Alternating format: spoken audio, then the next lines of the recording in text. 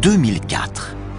La sonde Cassini s'approche de Saturne et de ses 56 lunes.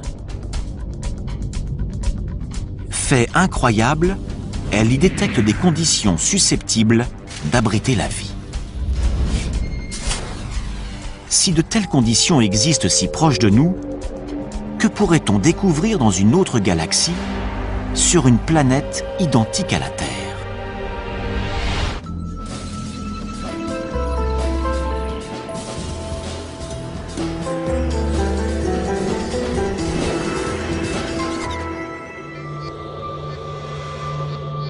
Depuis des millénaires, l'homme scrute les cieux en se demandant s'il est seul dans l'univers. Aujourd'hui, nous n'avons jamais été aussi près de pouvoir répondre à cette question. Certains scientifiques sont même convaincus que nous pourrions voir nos premiers cousins extraterrestres dans un avenir très proche.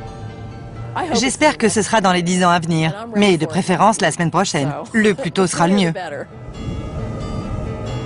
En prime, on pourrait s'apercevoir que ces extraterrestres n'habitent pas de lointaines planètes dans des galaxies inconnues, mais juste à notre porte, au cœur de notre propre système solaire.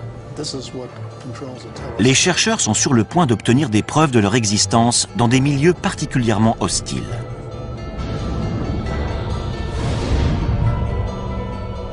Notre voyage dans l'espace va nous conduire en 7 endroits de notre système solaire, afin de découvrir où pourraient se trouver ces créatures et à quoi elles pourraient ressembler.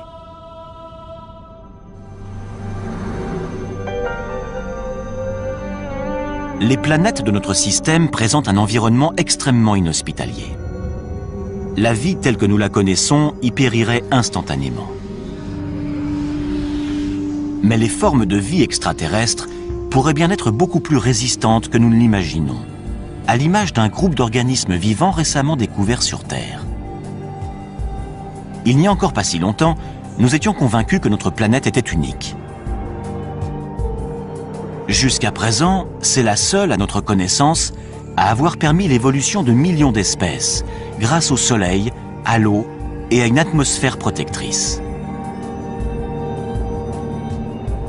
Nous en avons conclu que la vie avait besoin de tous ces paramètres pour pouvoir exister. Une conclusion qui écarte d'emblée tous les autres astres de notre système solaire.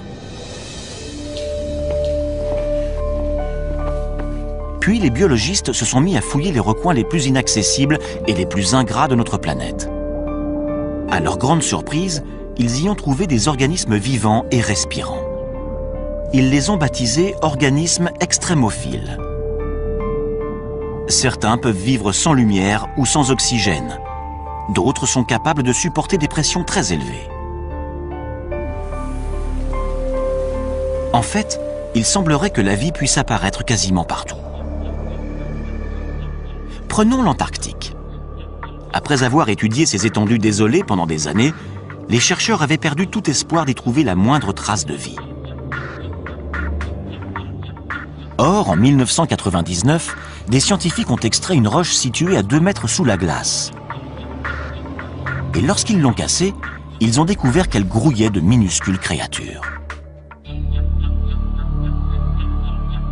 Par moins 56 degrés et à 2 mètres sous la glace, la vie a réussi à s'installer. Les biologistes découvrent de plus en plus de formes de vie. Évidemment, il ne s'agit pas de kangourous, mais d'organismes primaires vivant dans des milieux très froids ou très chauds, ou soumis à des pressions ou à des taux de radiation énormes. La vie est parvenue à coloniser des endroits beaucoup plus diversifiés qu'on ne le pensait au sein même de notre planète. Si la vie est capable de s'imposer dans des conditions particulièrement difficiles sur Terre, pourquoi pas ailleurs dans le système solaire? Voilà qui ouvre de fabuleux horizons. À moins que notre planète ou notre système solaire n'ait quelque chose de miraculeux, la vie doit être extrêmement courante dans l'univers. À certains endroits, il doit sûrement y avoir des formes de vie intelligentes.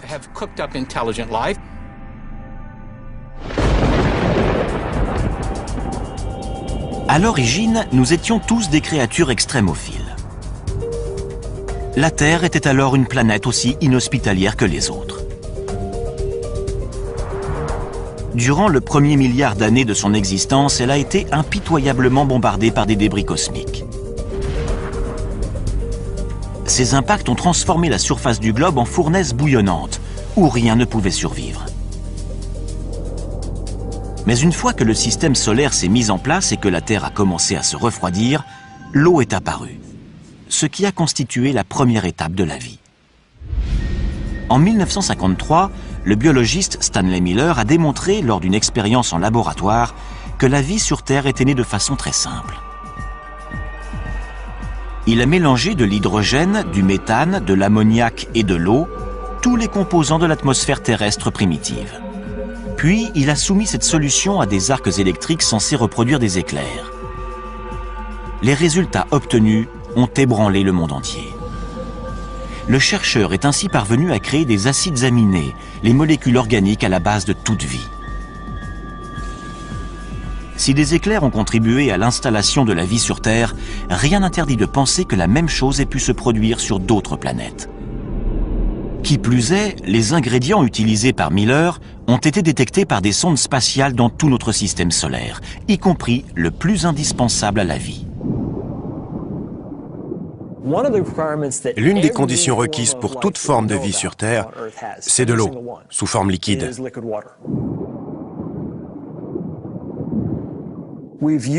C'est la présence d'eau qui a guidé notre quête de milieux habitables.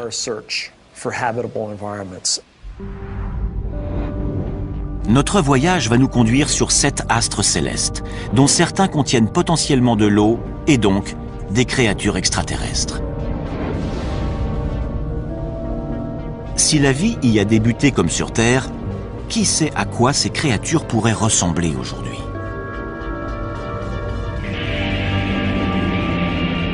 Commençons par la planète la plus emblématique, située non loin de la nôtre, Mars.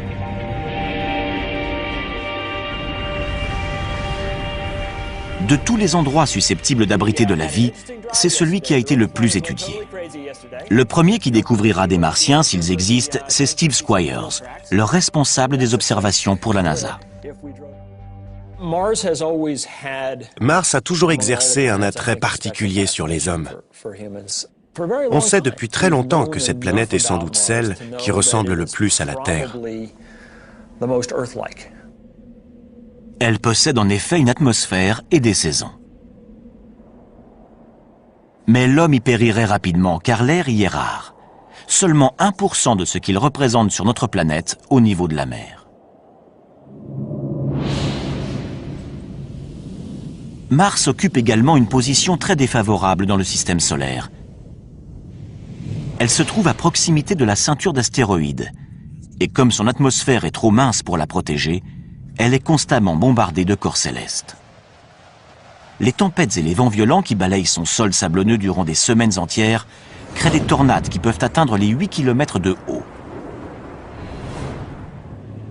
La température de 0 degré à l'équateur en milieu de journée tombe à moins 70 degrés durant la nuit.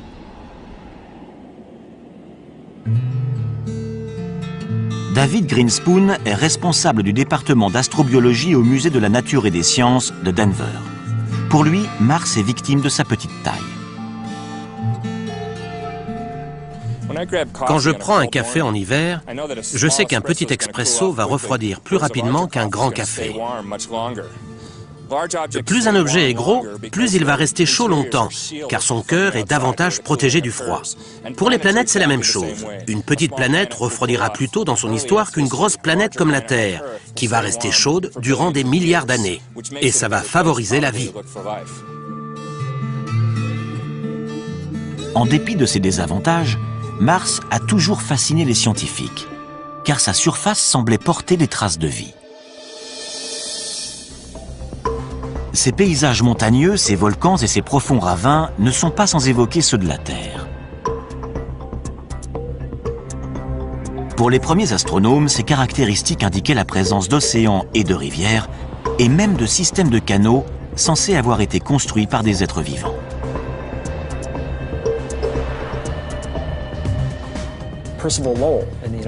En voyant ça, Percival Lowell, un astronome américain, a pensé que des tracés aussi rectilignes et réguliers étaient forcément le produit d'une forme de vie intelligente.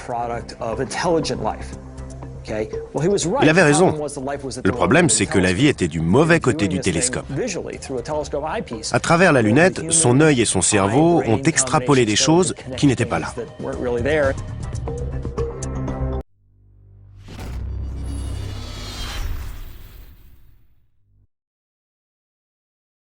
Lowell n'est pas le seul à avoir été le jouet de son imagination. Lorsque la sonde Viking 1 a envoyé ce cliché, de nombreux scientifiques se sont demandé s'il s'agissait d'un visage humain créé par les Martiens à leur propre image. En survolant la surface de la planète rouge, on s'aperçoit que son aspect est en réalité beaucoup plus commun. Ce ne sont donc pas les Martiens qui ont bâti ces structures monumentales. Ce qui ne veut pas dire qu'il n'y a pas de vie sur Mars.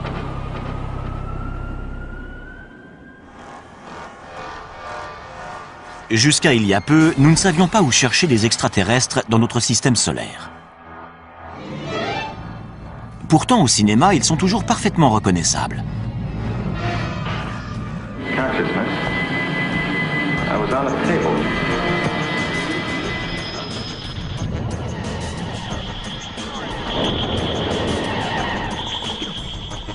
En général, ils sont très proches de nous autres terriens.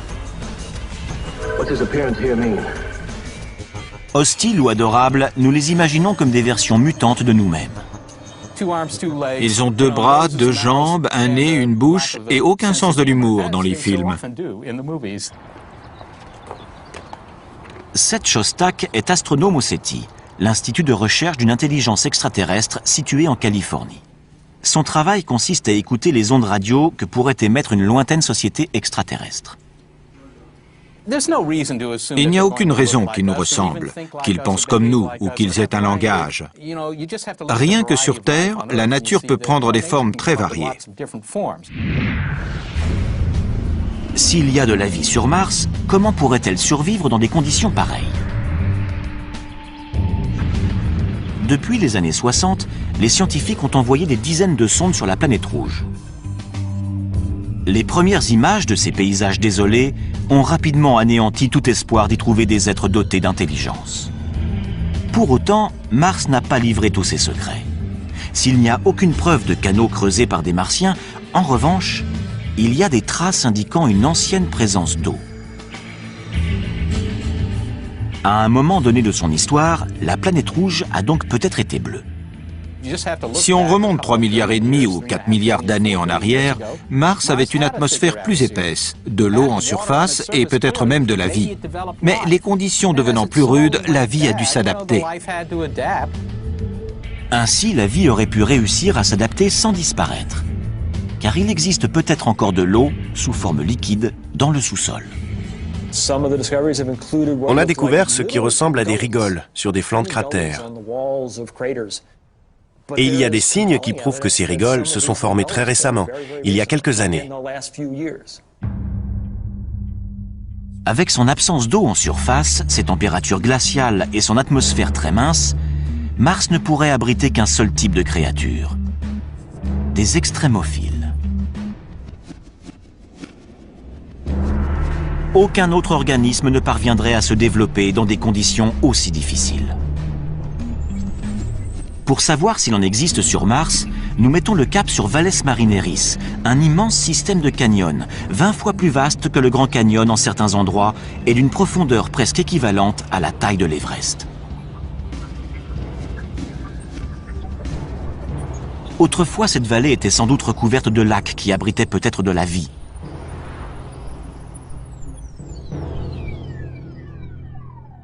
L'eau s'étant évaporée, les organismes vivants auraient pu évoluer pour s'adapter à leurs nouvelles conditions de vie. On ne saura à quoi ressemblent ces créatures extrémophiles qu'une fois qu'on les aura trouvées. Mais elles pourraient être semblables à celles qui existent dans les endroits les plus inhospitaliers de notre planète. Voici des biologistes hors du commun. Il s'agit d'astrobiologistes qui traquent les espèces terrestres qu'on serait susceptible de retrouver dans l'espace. Rocco Mancinelli est l'un d'eux, et il recherche des organismes extrémophiles martiens. Si certains se sont enterrés, comme c'est vraisemblablement le cas, que s'est-il passé? Ils ont trouvé des poches d'eau salée. Et qui peut vivre dans de l'eau salée? Des organismes halophiles.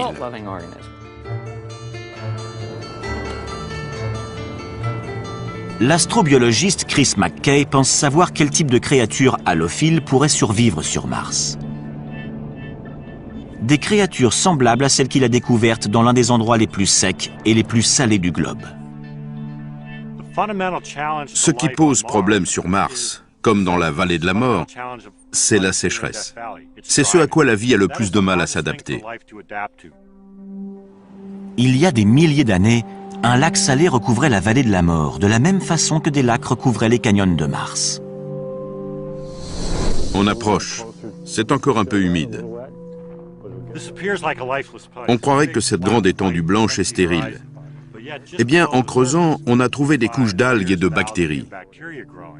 Elles vivent dans un environnement qui est très différent de celui qu'on trouve en surface. Voilà un endroit qui semble mort et pourtant, il suffit de gratter un peu pour y trouver de la vie. Cette couche d'algues vertes subsiste grâce à l'eau et à la lumière qui filtre à travers la croûte de sel. À son tour, cette algue nourrit les micro-organismes halophiles. Des structures désertiques de ce type, d'anciens lacs salés et asséchés, on va aussi en trouver sur Mars. Les déserts de sel ne sont pas les seuls endroits qui pourraient abriter des formes de vie martiennes. La planète compte également de gigantesques volcans, dont certains 5 à 6 fois plus grands que ceux qu'on trouve sur Terre. L'astrobiologiste Penny Boston est spécialiste des tunnels de lave.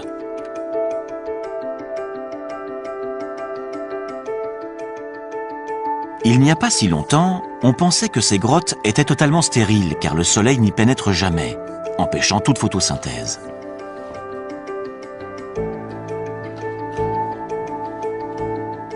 Mais dans ces tunnels de lave près d'Albuquerque, au Nouveau-Mexique, la scientifique a découvert de la vie.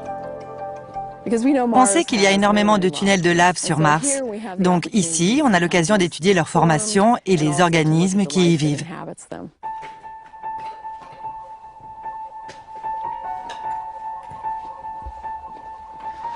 Les créatures extrémophiles qu'elle a découvertes se nourrissent de minéraux présents sur les parois de la grotte. Quand on s'approche, on voit des taches blanches à la surface du basalte noir. C'est comme des grandes villes pour ces organismes qui sont nichés dans les minuscules anfractuosités de la roche. Ces créatures sont totalement adaptées au froid. Elles ne voient jamais la lumière du jour et vivent de ce que ce milieu leur procure. Y aurait-il les mêmes formes de vie dans des grottes sous les volcans martiens? L'astrobiologiste en est persuadé. On va découvrir de la vie. J'espère simplement que je serai encore là pour voir ça.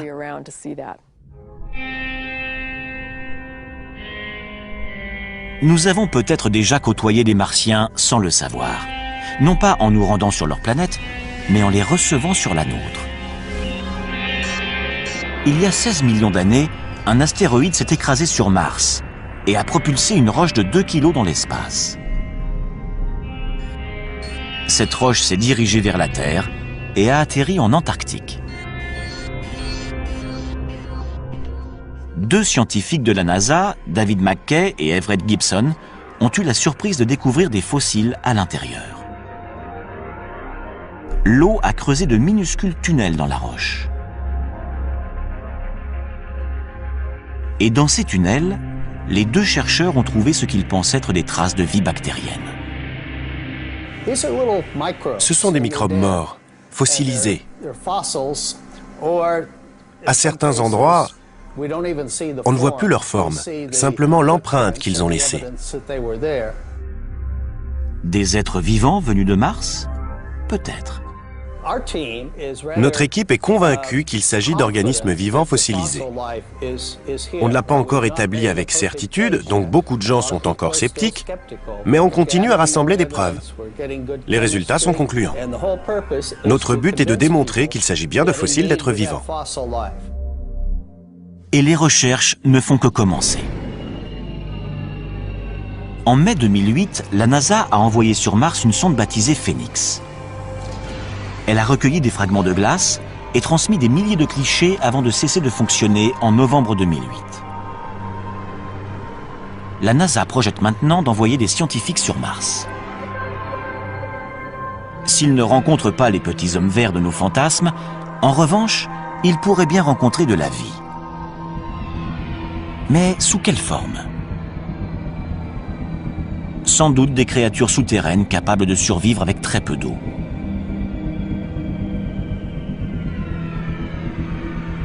Peut-être des organismes appréciant les minéraux, comme ceux des tunnels de lave du Nouveau-Mexique.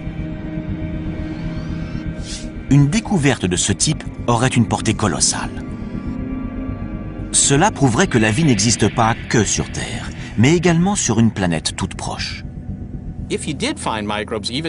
S'il s'agit bien de microbes, même morts depuis des milliards d'années, ça nous apprendra quelque chose de très intéressant, à savoir que la vie s'est développée sur une autre planète. Cette information démontrerait que la vie n'est pas quelque chose d'extraordinaire, un miracle exclusivement terrien, mais qu'au contraire, elle peut exister partout. Mars n'est que la première étape de notre voyage. Notre quête va maintenant nous conduire sur des astres où les conditions sont d'une rigueur extrême et où la vie semble encore plus improbable.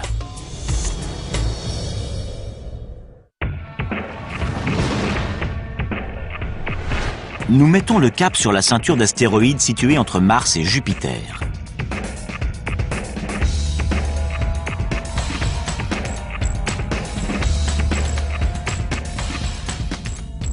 Une fois celle-ci dépassée, nous arrivons à proximité de Jupiter. C'est la plus grande planète de notre système solaire, mais elle est particulièrement hostile à la vie en raison de ses gaz toxiques et de sa pesanteur très importante. Il fait très froid sur Jupiter et son atmosphère très épaisse, de plusieurs dizaines de milliers de kilomètres, est composée de méthane et d'ammoniac, qui entrent notamment dans la composition des détergents. Mais Jupiter a plus de 60 lunes. De prime abord, ces lunes semblent peu à même d'accueillir de la vie. Leur atmosphère est mince et leur température glaciale.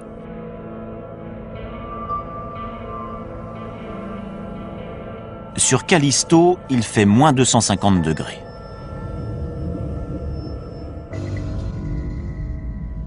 Les sondes Voyageur et Galileo ont détecté peu de choses à la surface de ces lunes, à part de la glace. À une exception près. Io est l'une des lunes les plus proches de Jupiter. Lorsque la NASA a envoyé la sonde Voyageur 1 sur Io en 1979, les astronomes ont été ébahis de découvrir que sa surface était constellée de volcans géants. Io est l'astre qui connaît l'activité volcanique la plus intense de tout notre système solaire. Il crache constamment des matériaux. Qu'est-ce qui peut bien faire bouillonner l'intérieur de cette lune?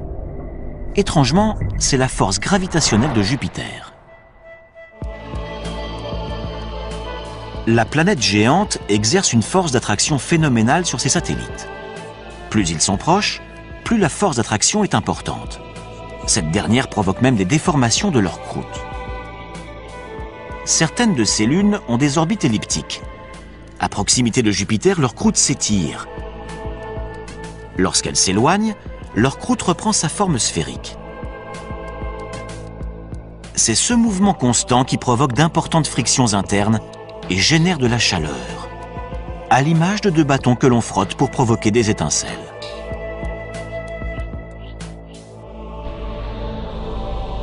L'attraction de Jupiter réchauffe ainsi Io de l'intérieur. Mais ses fumées volcaniques et son absence d'eau la rendent peu apte à abriter de la vie.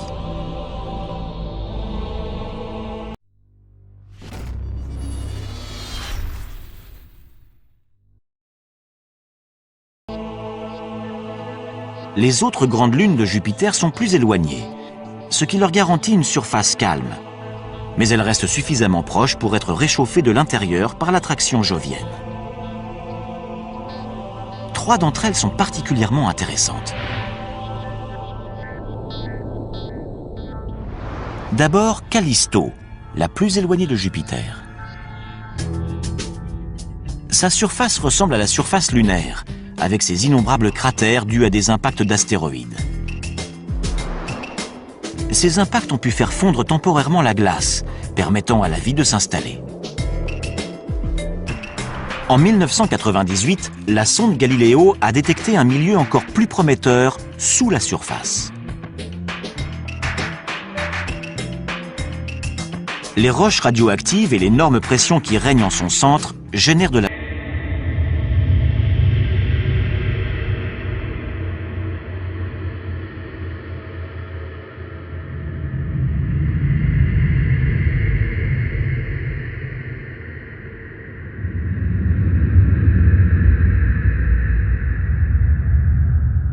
chaleur.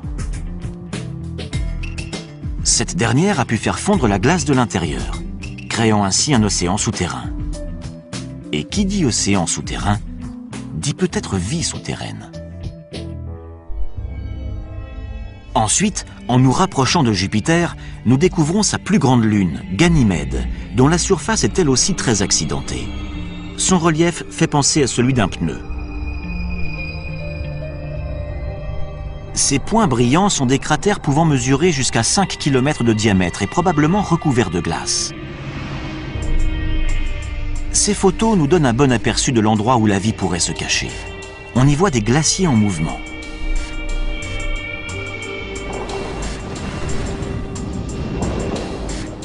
Semblables à ceux que l'on trouve sur Terre. Ces glaciers qui avancent sont également le signe d'une chaleur interne. Comme Callisto, Ganymède pourrait posséder un océan enfoui sous 200 km de glace.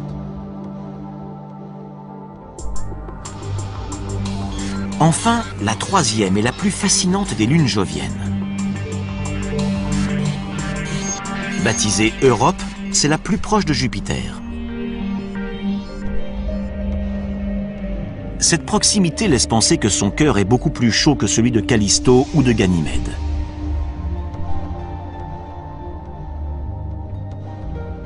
Cependant, sa surface est totalement gelée. Mais entre les deux, il pourrait y avoir une zone tempérée propice à la vie. De gigantesques fissures balafrent sa surface, signe que son épaisse couche de glace est en perpétuel mouvement. Sur Terre, on voit des fissures identiques au niveau de la banquise qui recouvre l'océan Arctique. La couche de glace qui recouvre Europe pourrait ainsi dissimuler le plus vaste océan de tout le système solaire. Un océan 2 fois plus grand que la Terre.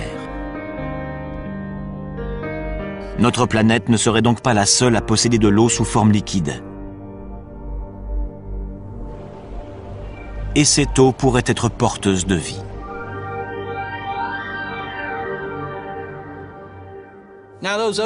Si ces océans existent, et il y a de fortes chances pour que certains existent effectivement, ils sont là depuis plus de 4 milliards d'années. Depuis tout ce temps, il est très probable que de la vie ait réussi à se créer. L'océan d'Europe est sans doute aussi agréable et aussi propice à la vie que les nôtres. Peut-être même que certains de nos animaux marins pourraient y vivre. Mais l'eau doit y être très froide, voire pleine de glace fondue. Et la lumière n'y pénètre jamais car la banquise qui recouvre Europe mesure une quinzaine de kilomètres d'épaisseur. On n'aurait jamais imaginé que ce type d'endroit puisse abriter de la vie avant une fabuleuse découverte faite au large des côtes de l'équateur. À des kilomètres de profondeur dans le Pacifique, des biologistes ont découvert des myriades de vers tubicoles, de crabes et même de calmars. Ces animaux prospèrent en dépit d'une obscurité totale, d'un froid intense et d'une pression colossale. Ils se nourrissent de bactéries qui vivent non pas de la lumière du soleil, mais de composés minéraux dissous s'échappant du sol. on pourrait trouver des sources hydrothermales similaires sur Europe.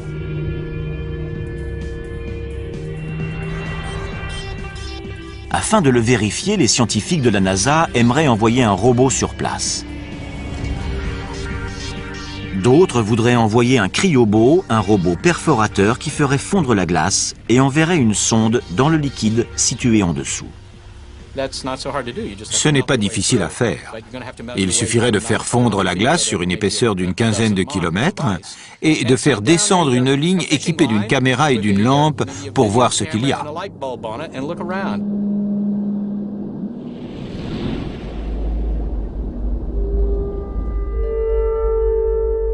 On ne peut pas exclure la possibilité que des formes de vie évoluées s'y soient développées. Peut-être même aussi évoluées que celles qu'on trouve chez nous. Mais il est plus probable qu'on n'y découvrirait que des microbes. De quoi révolutionner cependant notre approche de la naissance et de l'évolution de la vie. Serait-elle également susceptible d'éclore dans des endroits totalement glacials ou au sein de lacs formés non pas d'eau mais de substances chimiques toxiques? Pour le savoir, il nous faut poursuivre notre voyage dans l'espace. Nous sommes maintenant à des milliards de kilomètres du Soleil, à des milliards de kilomètres de sa chaleur et de sa lumière.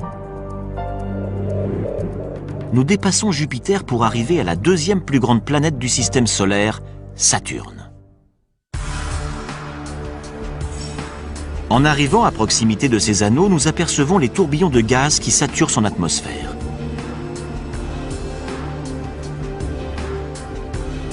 Nous ressentons également son attraction, moindre que celle de Jupiter, mais néanmoins considérable. Nous continuons à avancer, car il n'y a aucune chance de trouver de la vie sur les anneaux de Saturne. Ils sont composés de roches et de glace qui vont de la taille d'un grain de sucre à celle d'une maison.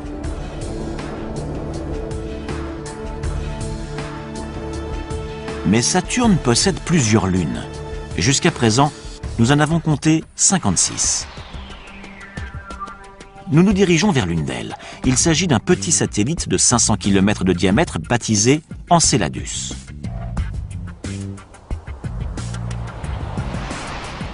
Ici, la pesanteur est très faible par rapport à la Terre. Et l'atmosphère quasi inexistante. Enceladus réfléchit pratiquement toute la lumière qu'il reçoit, ce qui en fait le corps le plus brillant du système solaire. Les scientifiques pensaient jusqu'alors qu'il y faisait trop froid pour que la vie s'y développe. Mais ils se trompaient. En 2005, après 7 ans de voyage, la sonde Cassini s'est approchée de cette petite lune et y a détecté quelque chose qui a stupéfié la principale observatrice de la mission, Caroline Porco. Voici l'image qui nous a arrêtés. On était sous le choc.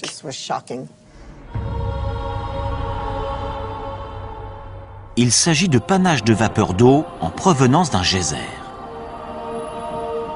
Au contact du vide glacial de l'espace, la vapeur d'eau chaude se transforme en jet de glace. En l'absence de pesanteur pour les ralentir, les nuages de glace peuvent devenir aussi gros que l'astre lui-même. La scientifique n'a jamais rien vu de tel. C'est le rêve pour un astronome de découvrir un corps comme Enceladus. Ces jets, ces fontaines, crachent de la vapeur et de la neige gelée à des centaines de kilomètres au-dessus du pôle sud d'Enceladus. La conclusion s'impose d'elle-même. Enceladus bout de l'intérieur.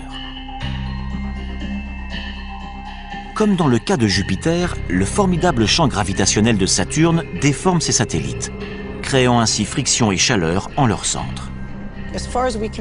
À la lumière de nos connaissances actuelles, on peut en déduire qu'il y a sans doute de l'eau sous la surface. Les modèles qu'on possède aujourd'hui pour expliquer ces projections indiquent que les températures sont suffisamment élevées pour créer de la vapeur d'eau.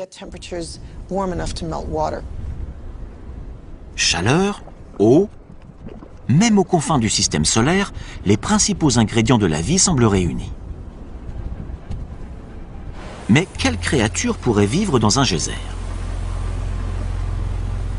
On peut en avoir une petite idée grâce aux sources chaudes qu'on trouve sur Terre.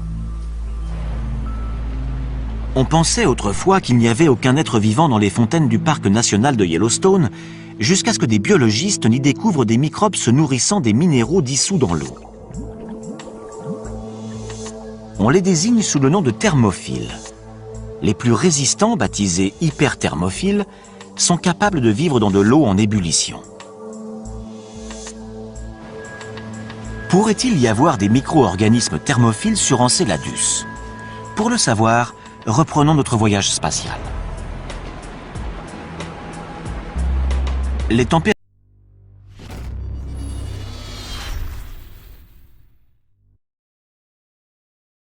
à proximité de la surface avoisinent les moins 200 degrés.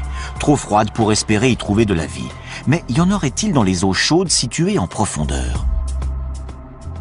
Dans les panaches de vapeur d'eau au-dessus d'Enceladus, la sonde Cassini a détecté du gaz carbonique et du méthane, des éléments susceptibles de nourrir la vie sous la surface, de la même façon que les minéraux des sources de Yellowstone nourrissent les microbes. Cet astre contient très probablement de l'eau à l'intérieur. Il a également montré qu'il possédait des composés organiques simples et d'autres éléments qui lui confèrent un intérêt astrobiologique indéniable au sein de notre système solaire. Et les bonnes surprises ne s'arrêtent pas là. Les astronomes ont également découvert des signes prometteurs sur Titan, une autre lune de Saturne. Mais c'est sans doute la moins à même d'abriter de la vie. Titan ne bénéficie que d'un faible ensoleillement, à peine l'équivalent du centième de ce que reçoit la Terre. On y a détecté de la glace, mais pas d'eau sous forme liquide. Et avec des températures de moins 200 degrés, cette glace est dure comme de la pierre. Dans ces conditions, qu'est-ce qui pourrait faire de cet astre un lieu propice à la vie extraterrestre? Par bien des aspects, Titan ressemble à la Terre, mais pas à celle que nous connaissons aujourd'hui.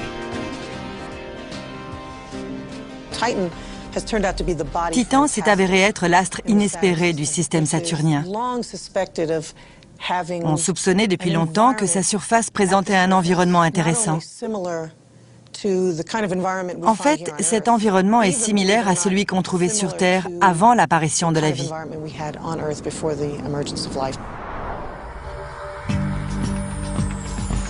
Titan a tellement intrigué les membres de l'équipe de Caroline Porco que la sonde Cassini y a largué un module en 2005. C'est la mission de terrain la plus lointaine jamais effectuée. Mais le module n'a détecté que des crêtes et des plaines. Par la suite, un survol de la sonde Cassini a révélé la présence d'un littoral. Puis, ce sont des centaines de lacs qui sont apparus, dont un plus étendu que les grands lacs nord-américains.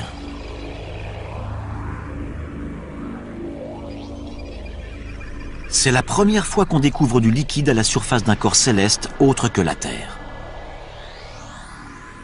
Ça ressemble au Minnesota, sauf que ces lacs ne sont pas composés d'eau, mais de gaz naturel liquide. Ceci n'est pas de la neige, mais des gouttes de méthane.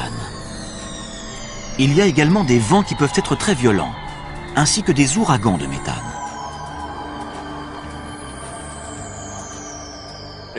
Le méthane se comporte de la même façon que l'eau. Il tombe sous forme de pluie, il s'évapore, il coule en rivière. C'est la même chose sur Terre, sauf que sur Titan, c'est du méthane. Les paysages de Titan ressemblent à ça.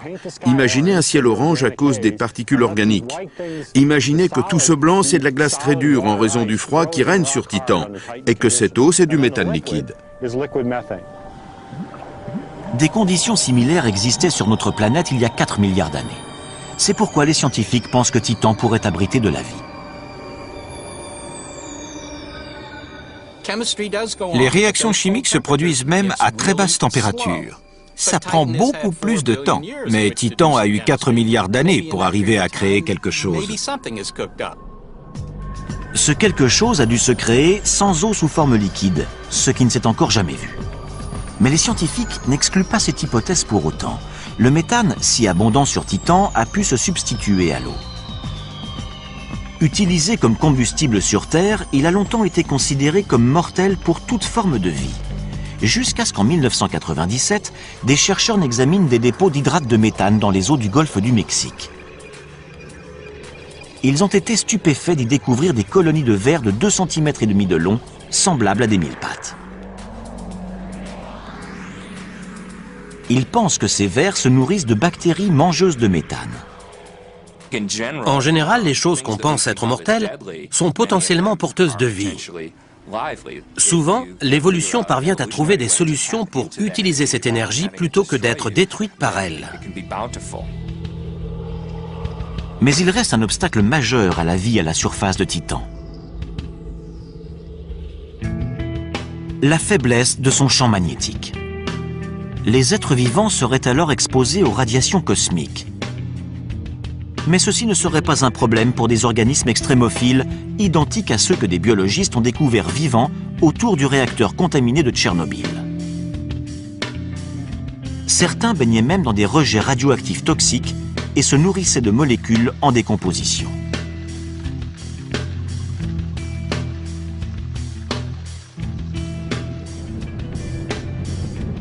Il est possible que la vie sur Titan ait pu s'adapter de la même façon. Ces lacs de méthane abritent peut-être des bactéries amatrices de substances chimiques.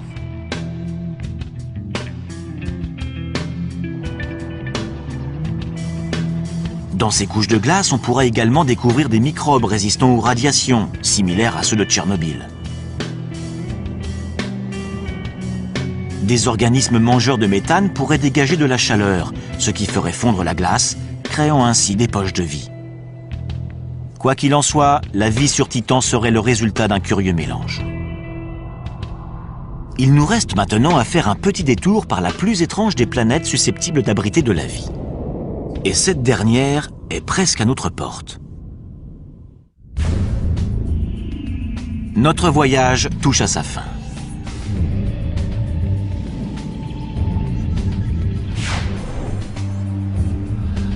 Après nous être rendus au cœur de déserts glacés, d'océans souterrains et de lacs de méthane, nous revenons en direction de la Terre pour faire une halte sur l'astre le plus extrême de tous, Vénus, la planète du système solaire la plus proche de nous.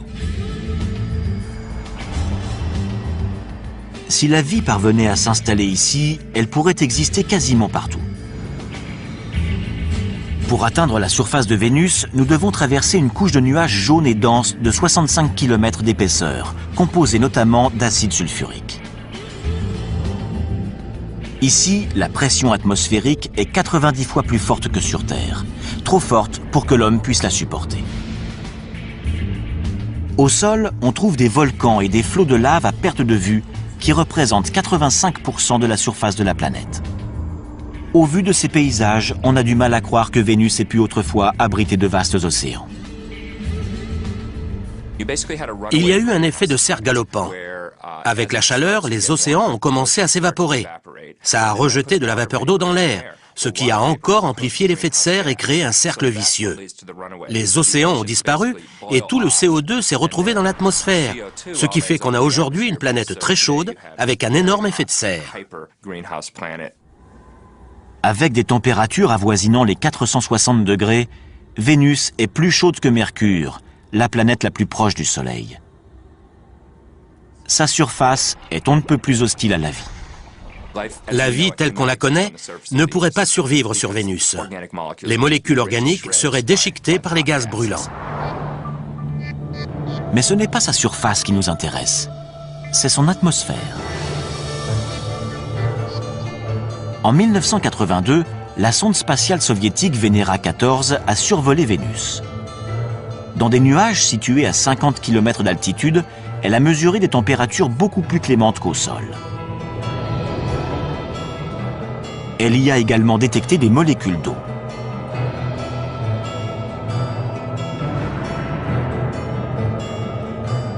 Jusqu'à présent, toute l'eau que nous avons découverte au-delà de la Terre était sous forme solide. Il n'y a que dans les nuages au-dessus de Vénus que nous l'avons trouvée sous forme de vapeur, où la vie pourrait se développer. Mais les nuages vénusiens sont aussi composés de gouttelettes d'acide sulfurique. Or, on pensait que rien ne pouvait vivre dans cette substance. Jusqu'à ce que des scientifiques n'analysent les eaux hyperacides s'échappant d'une mine californienne.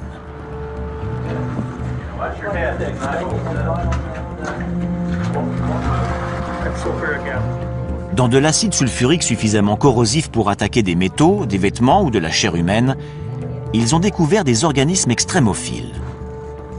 Ces créatures acidophiles se nourrissent de composés sulfurés comme le sulfure de fer. Ils dévorent le fer et rejettent l'acide sulfurique. Des êtres extrémophiles de ce type flotteraient-ils au-dessus de Vénus? L'astrobiologiste David Grinspoon pense que c'est envisageable. Dans les nuages de Vénus, il y a peut-être des organismes acidophiles.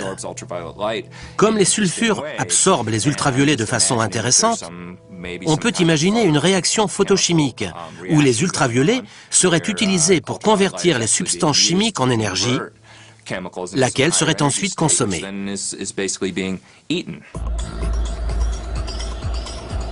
À quoi pourraient bien ressembler ces organismes extraterrestres s'ils existent?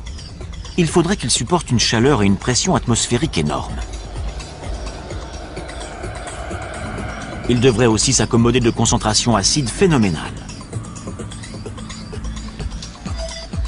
Ce pourrait être une version plus résistante des créatures extrémophiles découvertes dans cette mine de Californie. On n'arrête pas de découvrir de la vie dans des endroits qu'on pensait inhabités. Donc, quand on entend « c'est impossible qu'il y ait de la vie dans les nuages vénusiens », il faut être très méfiant parce que ça traduit simplement notre ignorance ou notre manque d'inventivité. Or, la nature est beaucoup plus inventive que nous et semble toujours trouver des solutions à ces problèmes.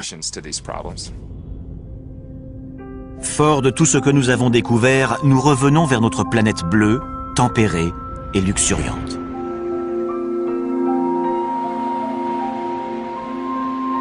Nous savons désormais que les environnements les plus extrêmes sont capables d'abriter des êtres vivants.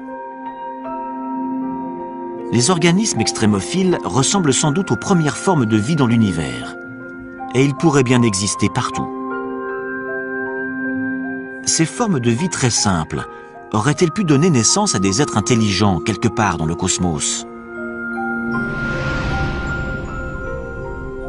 Depuis plus de 40 ans, les scientifiques de l'Institut SETI scrutent les cieux pour tenter de répondre à cette question. Et l'astronome Seth Shostak est persuadé qu'il saura identifier les manifestations d'une vie extraterrestre. On a plusieurs projets destinés à localiser d'éventuels signaux et le plus important, c'est un projet de recherche radio. Pour ça, on utilise de grandes antennes pointées en direction des systèmes stellaires proches qui seraient susceptibles de comporter des planètes semblables à la Terre. On espère recevoir un signal nous démontrant que quelqu'un là-bas a été assez intelligent pour construire un émetteur radio. Une façon de continuer à mener l'enquête sans quitter la Terre. Récemment, des astronomes ont réussi à capter suffisamment de lumière en provenance de lointaines planètes d'autres systèmes solaires pour en déduire leur composition chimique.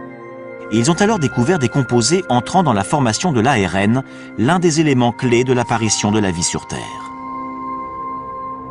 À 20 années-lumière de nous, dans la constellation de la Balance, des astronomes européens ont identifié une planète qui serait suffisamment tempérée pour posséder de l'eau sous forme liquide en surface.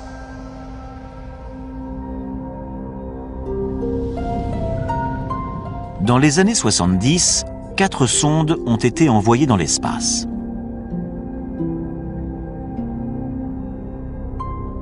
Deux d'entre elles transportent notamment une carte de notre système solaire, ainsi que la représentation d'un homme et d'une femme.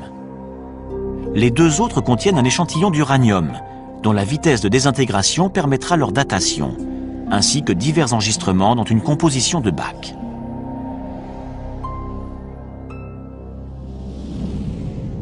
Mais nous n'aurons pas de réponse à ces messages spatiaux de sitôt, car ces cartes postales de la Terre mettront 80 000 ans avant d'atteindre l'étoile la plus proche.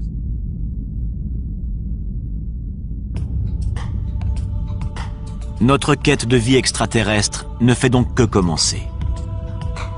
Il y a des milliards de planètes à explorer, et chacune d'elles est potentiellement porteuse de vie. voire de formes de vie intelligentes. Il serait grotesque de penser que nous sommes les seuls dans l'univers. Ça ne tient pas la route. Le fait de savoir si nous sommes ou non les seuls êtres vivants est crucial pour l'humanité tout entière. C'est une question qu'on doit se poser.